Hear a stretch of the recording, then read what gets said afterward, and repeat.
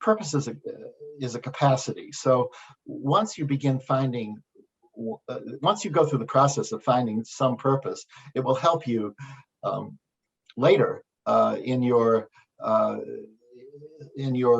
discovery and commitment to other purposes. So it's a developmental capacity. That's why it is very helpful when young people start early, and when teachers and other mentors introduce to young people the whole idea of being purposeful, because it's like a muscle that you develop, in a sense, intellectual muscle.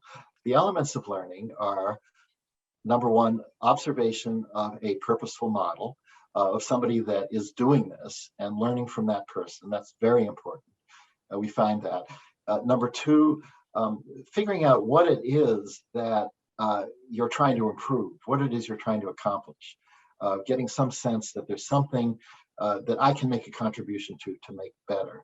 And number three, figuring out my own special skills, talents, the way that I can do this, and believing that I can do it. And when those come together, then there is purpose learning. And it's a very individual. So that question about in a law firm, that's going to look different than in a hospital, or in a school, or in a factory, or any of the other infinity of places that purpose takes place.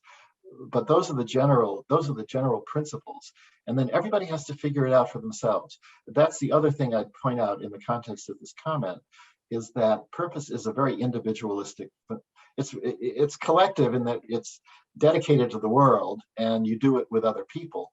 But the way you do it is your own way. Because nobody will do it like you.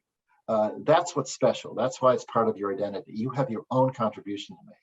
So in the end, everyone has to really figure out their own creative way of bringing their own talents and interests to this cause that they've taken on.